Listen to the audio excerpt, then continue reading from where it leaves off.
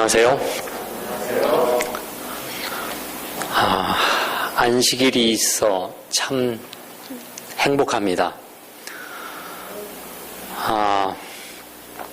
쉴 수 있다는 거, 그리고 안식일이 되어서 가장 많이 생각하는 것이 하늘과 교통하는 것이라는 거, 그거에 대해서 참 감사합니다.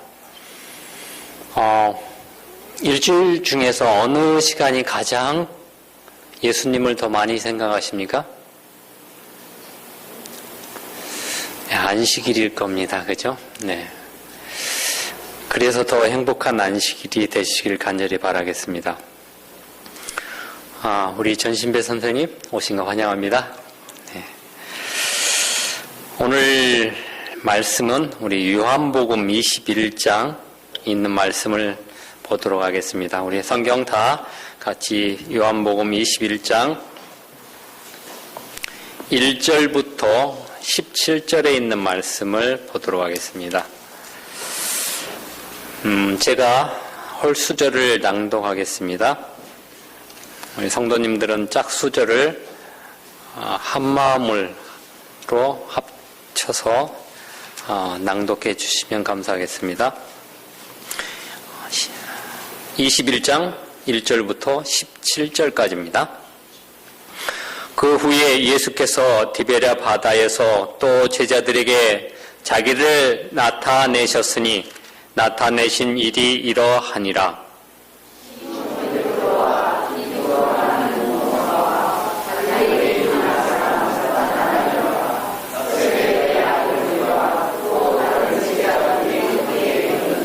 시몬 베드로가 나는 물고기 잡으러 가노라 하매 저희가 우리도 함께 가겠다 하고 나가서 배에 올랐으나 이 밤에 아무것도 잡지 못하였더니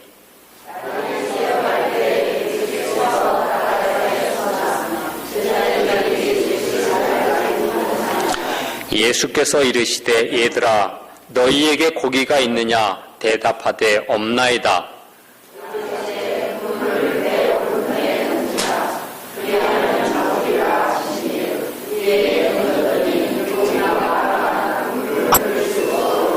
예수의 사랑하시는 그 제자가 베드로에게 이르되 주시라 하니 시몬 베드로가 벗고 있다가 주라 하는 말을 듣고 겉옷을 두른 후에 바다로 뛰어내리더라.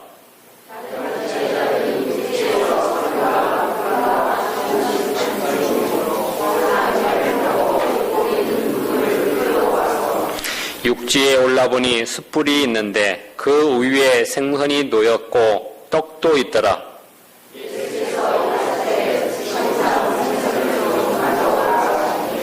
시몬 베드로가 올라가서 그물을 육지에 끌어올리니 가득히 찬 고기가 153마리라. 이같이 많으니 그물이 찢어지지 아니하였더라.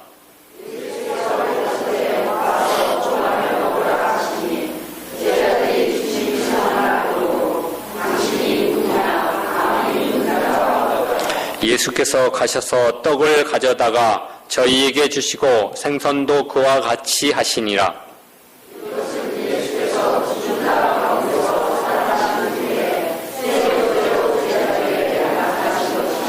저희가 조반 먹은 후에 예수께서 시몬 베드로에게 이르시되 요한의 아들 시몬아 내가 이 사람들보다 나를 더 사랑하느냐 하시니 가로되 주여 그러하외다.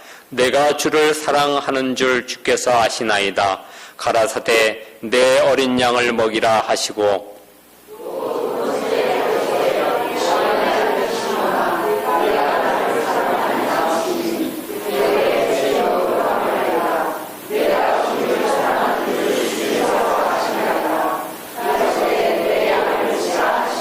세 번째 가라사대 요한의 아들 시몬아 내가 나를 사랑하느냐 하시니 주께서 세 번째 내가 나를 사랑하느냐 하심으로 베드로가 근심하여 가로되 주여 모든 것을 아시오매 내가 주를 사랑하는 줄을 주께서 아시나이다.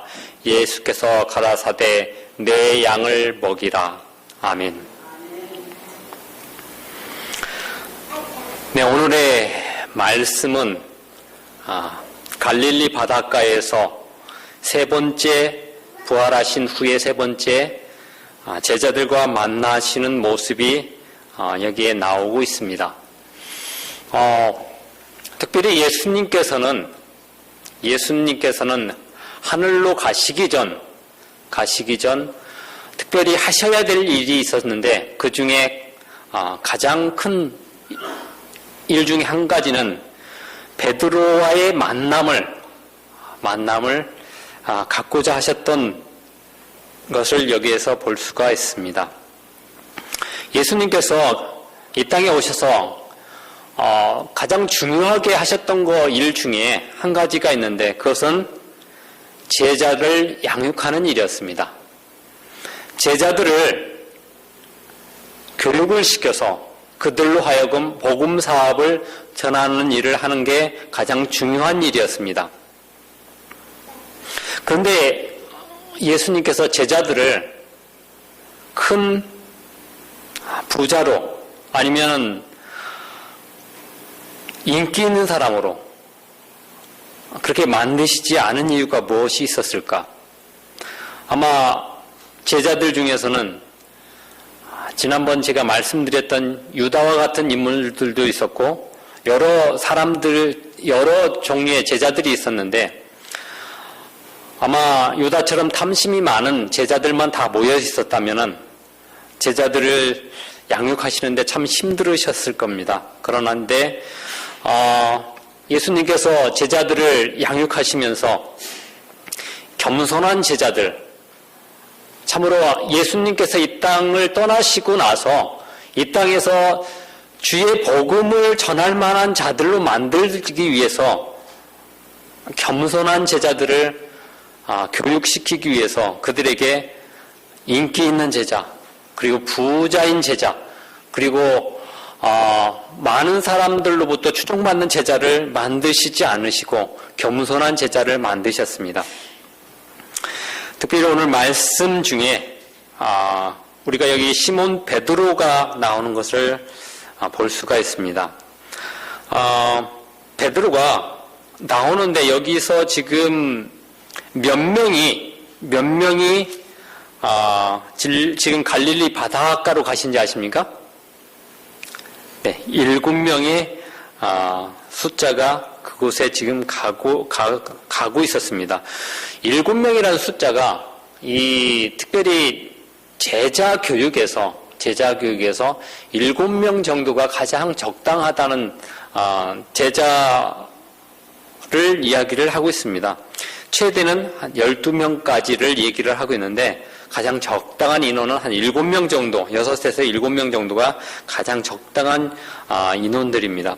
특별히 여기 지금 갈릴리 바닷가로 간 7명의 숫자의 공통점이 있었는데 그들은 대부분 어부였다는 얘기입니다. 이 성향이 비슷한 제자들 중에서도 성향이 비슷한 부류의 제자들끼리 모여서 다니는 것을 좀 볼 수가 있었습니다. 그런데 여기서 특별히 베드로가 이야기합니다. 나는 물고기 잡으러 가노라. 3절에 나오는 이 말씀이 가만히 보면 이 베드로는 굉장히 리더십이 있는 제자였던 것 같습니다. 그 7명 중에 베드로가 내가 물고기 잡으러 가노라 했을 때 나머지 6명이 뭐라고 했습니까? 우리도 함께 가겠다. 두말하지 않고 따라왔습니다. 그렇다면은 이 베드로의 리더십이 얼마나 있는 것인가? 베드로가 만약에 고기 잡으러 가자고 했는데 다른 제자들이 아니야, 우리는 산으로 토끼 잡으러 갈 거야. 그랬다 하면은 아마 다른 제자들을 따라서 갔기 때문에 아마 반으로 나눠졌다든가 아니면 아마 그 다른 제자가 리더십이 있었으면은 다른 쪽으로 더 많이 갔을 겁니다. 그런데 이 베드로는 상당히 리더십을 갖고 있었던 것 같습니다. 리더십 중에서 가장 중요한 것이 뭐냐면요.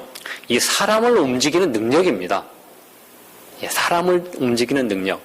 우리가 지금 소그룹이 3반이서 이제 내일 이제 6반으로 이제 발표를 할 겁니다. 발표를 하게 되면 3분이 더 늘어서 6분의 리더가 이제 만들어지는데, 이 리더들이 가장 가져야 될 중요한 것들 중에 한 가지가 이 사람을 움직이는 능력이 있어야 된다는 얘기입니다. 리더가 이렇게 하자고 했는데 반대로 가면 어떡합니까? 예, 리더십이 없는 거죠, 그죠? 그 그룹이 제대로 되겠습니까? 아마 안 될 겁니다. 예, 문제가 많아지겠죠, 그죠? 예. 그런 것처럼 사람의 마음을 이끌 수 있는 이 리더십이 굉장히 중요하다는 것을 이야기하고 있습니다. 이제 제자들이 배를 끌고 그물을 가지고 바다에 나갔습니다. 나갔는데 밤새도록 고생을 했는데 물고기를 한 마리도 잡지 못했습니다.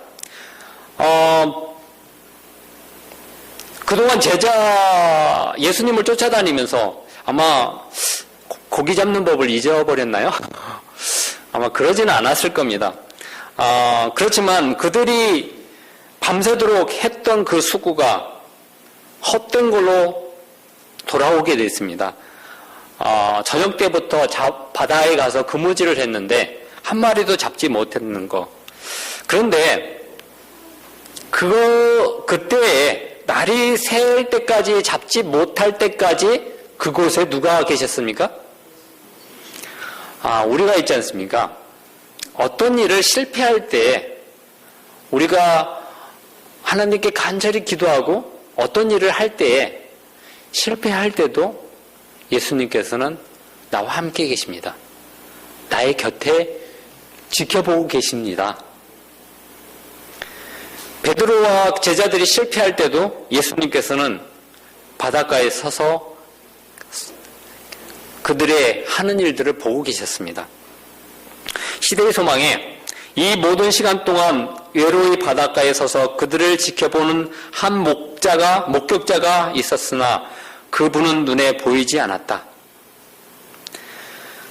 예수님께서 지금 기다리고 계신 게 무엇인 줄 아십니까? 예수께서 이르시되 얘들아 너희에게 고기가 있느냐? 대답하되 없나이다. 이건요 예수님께서 지금 그들에게 대답을 듣고 싶었던 건 뭐냐면요 없나이다. 자신의 모든 능력을 다 내려놓는 것을 기다리고 있었던 겁니다. 아마 제자들이 고기를 굉장히 많이 낚았다면은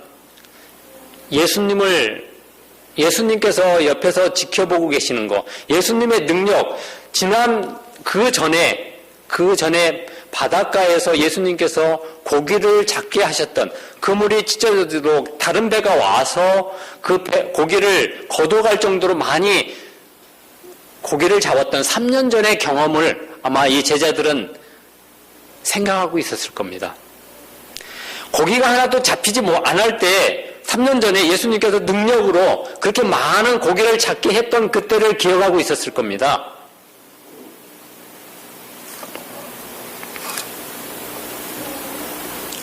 완전히 실패하기를 자신의 능력을 100%가 아니라 0%까지 내려가기를 기다리고 계셨습니다. 가라사대 그물을 오른편에 던지라 그리하면 얻으리라 하신데 이에 던졌더니 고기가 많아 그물을 들 수 없게 되었더라. 여러분 오른편이 어느 편인지 아십니까? 전도서 10장 2절에 지혜자의 마음은 오른편에 계시다고 했습니다. 우매자의 마음은 왼편에 있다고 했습니다. 하나님 보좌의 우편에 누가 계십니까? 네. 시대의 소망에는 이 오른편을 믿음의 편이라고 이야기하고 있습니다. 믿음의 편. 바닷가에 지금 서 계셨는데, 예수님께서 바닷가에 서 계셨는데, 제자들의 배가 지금 어느 쪽을 보고 계십니까? 보고 있습니까? 예수님 편입니다. 예수님을 보고 그물을 던지라는 얘기입니다. 오른편은 예수님이 계신 편입니다. 베드로와 그 제자들이 육지에 서 계신 예수님을 보고 예수님 편에 그물을 던졌을 때 고기가 153마리가 나왔다는 얘기입니다.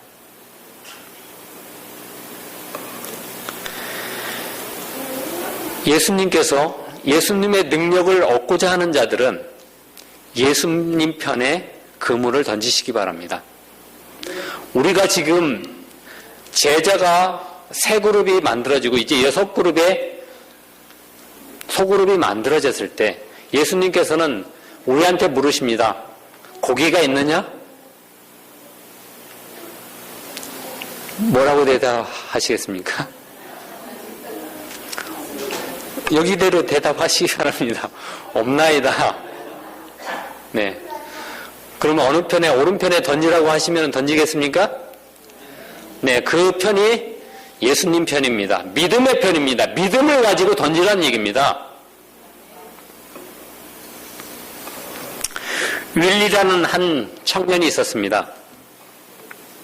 윌리는 말을 굉장히 더듬는 친구였습니다. 말을 너무 더듬어 갖고요. 듣는 사람이 윌리가 무슨 얘기를 하는지를 잘 알아먹지를 못하는 그런 말 더듬는 자였습니다. 그런데 어느 날 이 윌리는 예수님을 위해서 굉장히 일을 하고 싶은, 영혼 구원을 하고 싶은 간절한 마음을 가지고 있었는데 어느 날 교회 진암에 문서 전도 수양회라는 광고가 나오게 되어 있습니다. 근데 문서 전도 수양회에 많은 누구나 원하는 사람을 초대한다고 했습니다. 거기에 오면은 식비도 무료로 주죠. 숙식비가 모두 다 제공되고 교통비까지 제공을 해준다고 했습니다. 그래서 윌리가 그곳에 참석을 했습니다. 참석을 했는데 디커슨 목사님이라는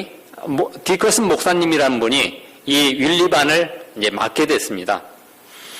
근데 이 거의 교육이 끝나갈 무렵 여러 명의 지도자분들이 윌리에게는 문서 전도를 할 수 있는 자격을 주기가 굉장히 힘들다고 주지 말자는 의견이 굉장히 많이 나오고 있었습니다. 근데 디커슨 목사님은 공식적으로 약속한 얘기이기 때문에 줘야 된다고 얘기를 했고, 다른 분들은 하나님 사업하는데 수치를 가져올 것이고 모독을 가져올 것이라고, 많은 사람들로부터 비방거리가 될 것이라고 주지 말자는 의견이 많았습니다. 그런데 디커슨 목사님은 우리의 공식적인 약속이기 때문에 줘야 된다고 했습니다. 그래서 이제 윌리가 공식적으로 문서 전도인으로서 나가서 문서 전도를 하게 되었습니다. 그런데 나가서 매달마다 보고를 받거든요. 받는데 실적 보고서를 보니까 윌리의 실적이 엄청난 겁니다. 이 사무실에 있는 분들이 이게 지금 윌리가 뭔가 잘못됐다, 윌리가 뭔가 이 서류를 작성하는 법도 잘 모르는 것 같다, 이건 뭔 문제가 있는 것 같다. 그래서 사무실에서 윌리를 한번 어떻게 하고 있는지 한번 나가야 되겠다고 해서 윌리가 그 문서 전도를 하는 데를 같이 사무실 직원이 같이 나가게 됐습니다. 그래서 그 사무실 직원이 나와서 윌리한테 무슨 얘기를 했냐면, 이제 너하고 나하고 같은 파트너가 돼서 우리가 집집 방문을 한번 해보자. 너가 먼저 첫 집에 들어가서 너가 판매를 하고 그 다음 집은 내가 판매를 하겠다. 이제 두 사람이 이제 짝을 지어서 들어가기로 그렇게 약속을 했습니다. 이제 한 시골에 도착하게 됐는데 그 시골에서 첫 집에 가기 전에 윌리가 그 사무 직원을 불렀습니다. 불러서 나무 밑으로 가더니 나무 밑에 가서 윌리가 무릎을 꿇고 더듬더듬 중얼거리면서 하나님께 기도하기 시작했습니다. 눈물이 그의 뺨을 적시도록 간절하게 기도하는 겁니다. 그런데 사무 직원은 무슨 말인지 잘 알아들을 수도 없을 정도로 말을 더듬으면서 기도를 했습니다. 그래서 이제 첫 집을 똑똑똑 하고 들어갔습니다. 한 부인이 나왔습니다. 그래서 윌리가 소책자를 건네고 그림도 설명하고 내용도 설명하고 하는데 이 사무직원은 이렇게 해서 저 부인이 주문을 할까 굉장히 걱정을 하고 있었습니다. 그러면서 윌리가 마지막에는 당신이 여기다 서명을 하면은 이게 매달마다 한 번씩 매주마다 이 책이 올 겁니다. 그렇게 이제 설명을 하는 겁니다. 그러니까 그 부인이 밑에 자기 이름을 쓰고 서명을 하는 겁니다. 그렇게 해서 첫 집을 나왔습니다. 이제 두 번째 집은 사무직원이 들어갔습니다. 이제 또 세 번째 집에 갔습니다. 세 번째 집에도 가기 전 또 윌리가 또 나무 밑으로 가서 그 사무직원과 또 간절히 기도하고 또 세 번째 집을 또 들어갔습니다. 이 세 번째 집에는 한 농가를 방문했는데 농가에 있는 주인이 윌리가 더듬는 그 말을 듣기도 전에 사인을 하는 겁니다.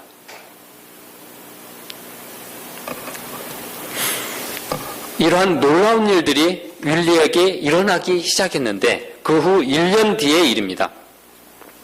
디커슨 목사님의 아들이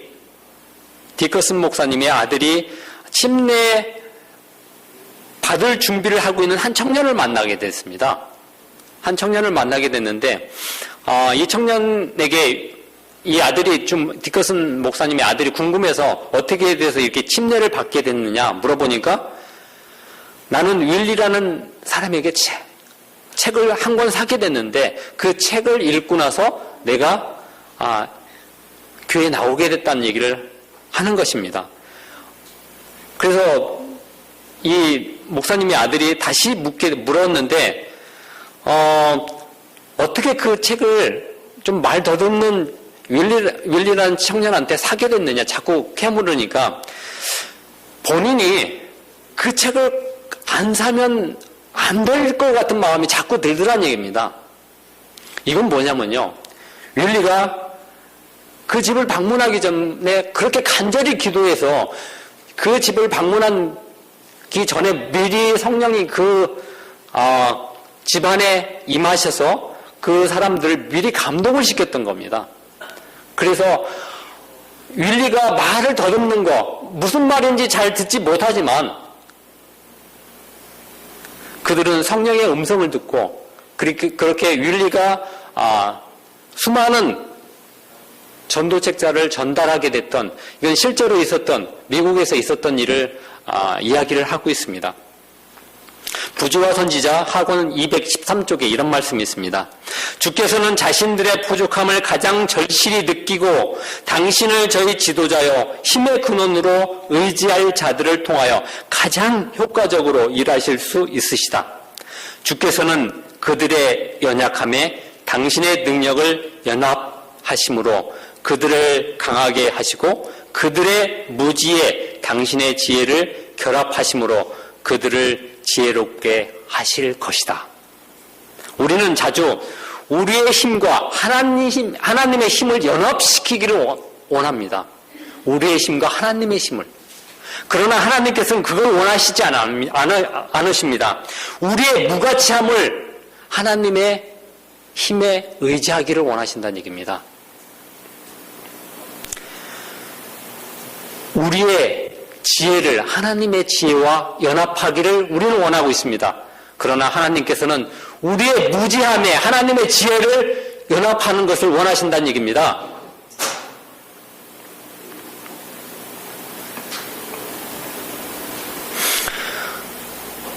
우리의 지혜가 우리의 힘과 능력이 얼마나 큰지 그걸 하나님의 능력에, 하나님의 힘에, 하나님의 지혜에 의지하려 한다면 그것은 하나님께서 원하시는 것이 아니란 얘기입니다. 베드로가 그가 밤새도록 고기를 잡다가 자신의 능력이 하나도 없을 때 하나님의 능력을 원했던 것처럼 윌리라는 이 청년이 자신의 능력이 하나도 없을 때 간절히 나무 밑에서 성령의 음성을 간절히 구했을 때 그의 무지함이,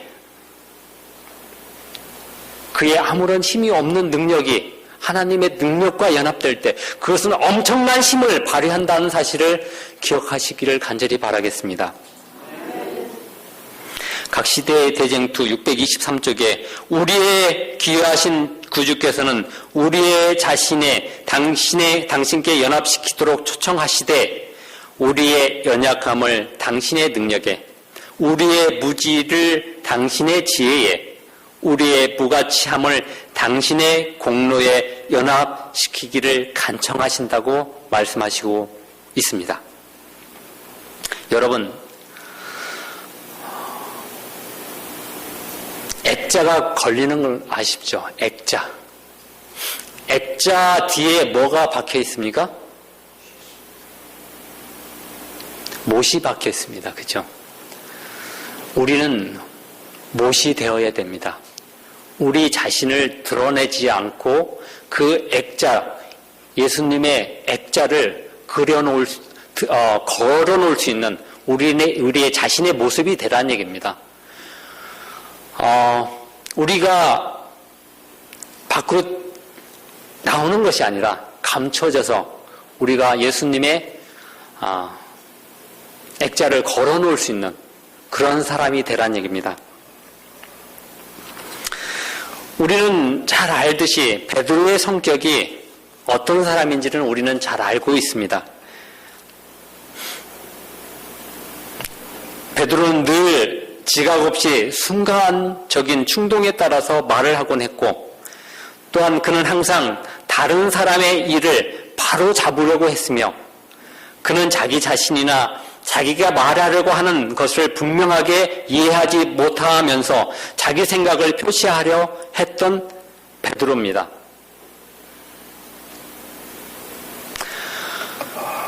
이제 예수님께서 특별히 베드로를 그 많은 제자들, 6명의 제자들 앞에서 회심의 시간을 만들고 계셨습니다. 그런데 예수님께서는 이 베드로와의 자리가 굉장히 지금 어색한 자리입니다. 왜 베드로와 예수님의 자리가 어색합니까? 가야바 법정에서 예수님이 법정에 계실 때 어떻게 했습니까? 3번이나 부인했지 않습니까? 지금 이 자리가 그렇게 마음이 편한 자리가 아닙니다. 또한 십자가에 예수님께서 달려 돌아가실 때 제자들이 그 자리에 있었습니까? 다 도망갔지 않습니까? 이제 예수님께서 직접 제자들을 만나러 왔는데 그 자리가 제자들한테는 굉장히 껄끄러운 자리입니다. 근데 예수님께서는 제자들의 마음을 녹이고 계셨습니다. 어떻게 녹이신 줄 아십니까? 다른 제자들은 육지에서 산 거가 불과 한 50간쯤 되므로 작은 배를 타고 고기 든 그물을 끌고 와서 육지에 올라보니 숯불이 있는데 그 위에 생선이 놓였고 떡도 있더라. 예수님께서 제자들의 마음을 녹이시는 방법이 여기에 나와 있습니다. 네, 관계가 약간 좀 껄끄러운 관계인데 예수님께서 직접 숯불을 피워놓으시고 그 위에 생선을 굽고 떡을 가져다가 준비하고 계셨습니다. 바닷가에서 하루 밤새 고생한 그들에게 녹이는 방법이 있었습니다.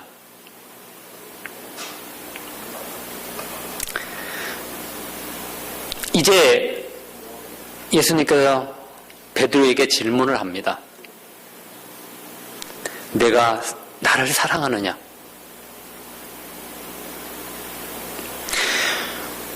왜 제자들 있는 공개 석상에서 예수님께서는 베드로의 회심을 기다리고 계셨습니까?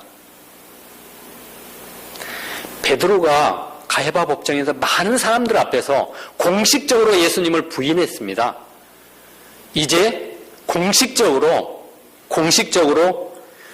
회개의 시간을 예수님께서는 주시는 겁니다.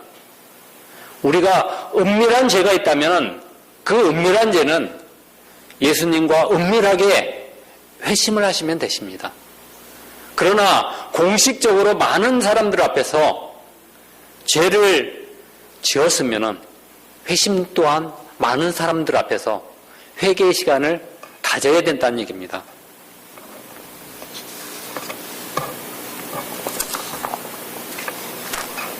어느 한 분의 장로님이 계셨습니다. 서울에 꽤 큰 교회에 장로님이셨는데 이분이 상당히 교회에서 영향력이 있으신 분이었어요. 그런데 이분이 사업 중에 잘못해서 이분이 다단계 사업을 하게 됐습니다. 다단계가 이제 네트워크 사업을 이제 하시게 됐는데 그걸로 인해서 교회에서 교인들한테 굉장히 큰 손해를 끼쳤습니다. 그 손해를 끼치면서 이분도 감옥에 이제 가게 됐습니다. 그래서 형무소에서 형도 살고 이제 나오시게 됐습니다.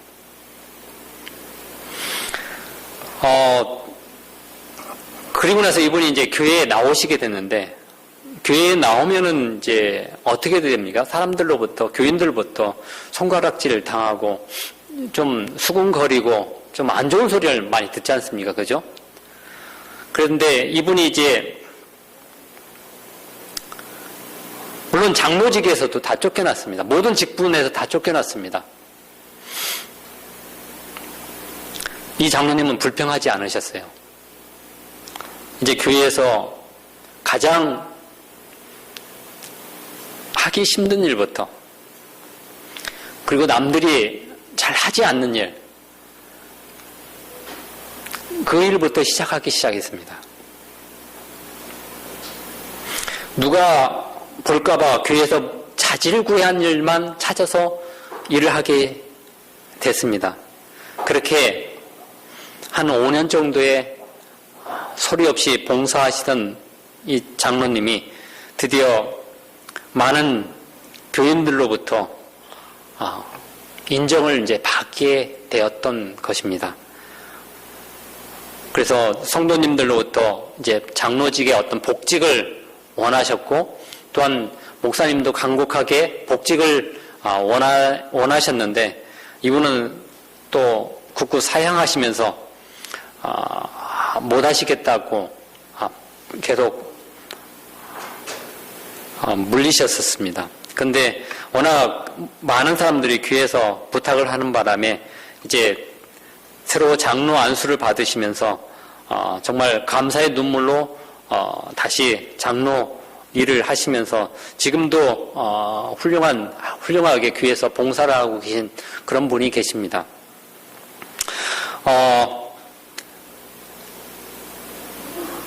리더는 말입니다. 리더는 많은 사람들로부터 신임을 받는 게 굉장히 중요합니다. 우리가 신임을 받지 못하면은 다른 사람들이 그분을 따를 수가 없다는 얘기입니다. 그래서 특별히 리더가 되기 위해서는 많은 사람으로부터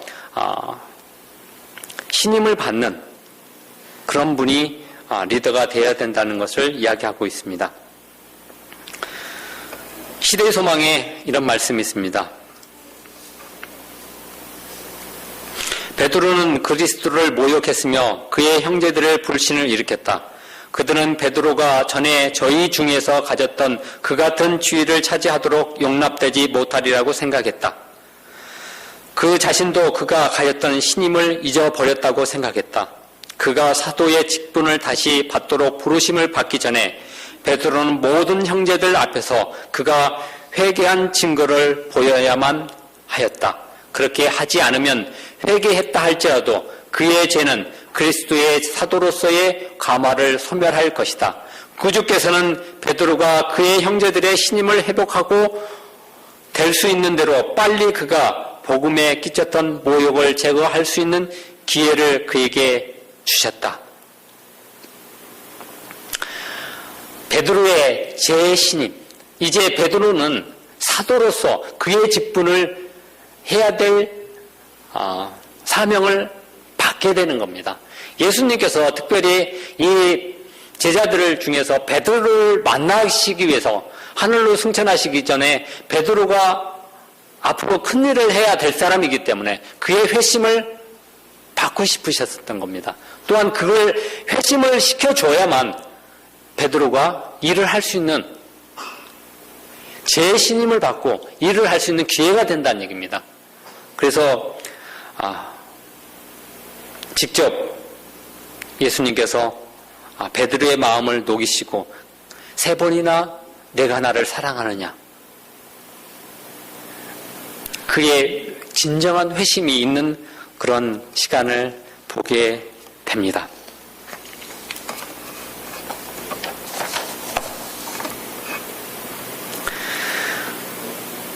시대소망 812쪽에 모인 제자들 앞에서 예수님은 베드로의 회개의 깊이를 나타내셨으며 한때 자만스러웠던 제자가 얼마나 완전히 겸손하게 되었는지를 보여주고 있다.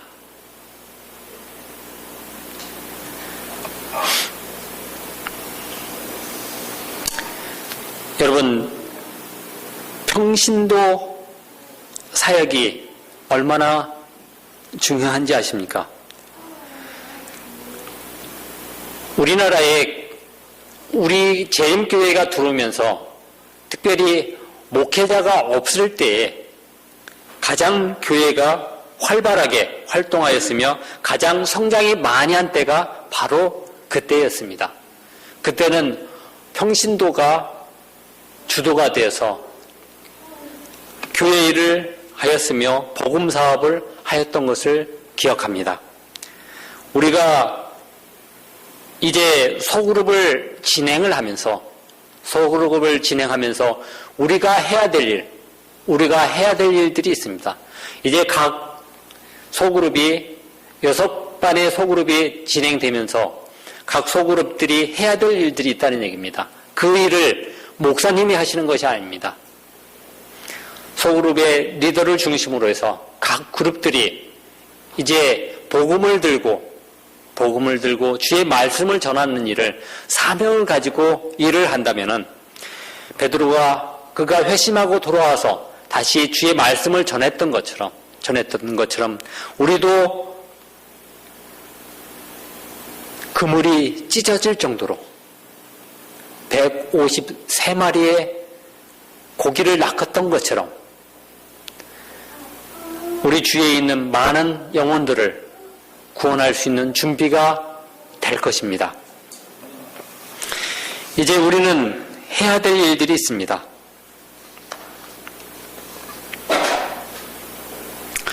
시대의 소망 814쪽에 그리스도께서 베드로에게 하신 질문은 깊은 의미가 있었다. 그분은 제자 되는 일과 봉사하는 데 있어서 단 한 가지 조건만을 말씀하셨다. 내가 나를 사랑하느냐고 말씀하셨다. 이것이 필수적인 자격이다.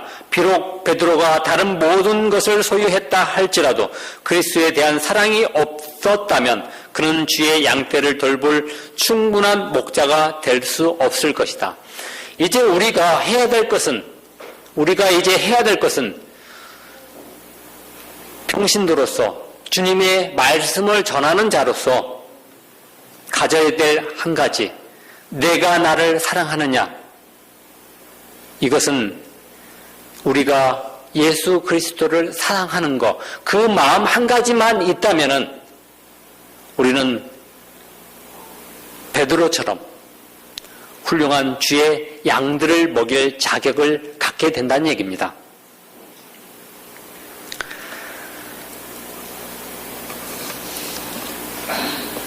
제가 질문을 여기를 던질 테니까 여러분들을 답을 하시기 바랍니다. 내가 나를 사랑하느냐? 대답을 안 하십니까?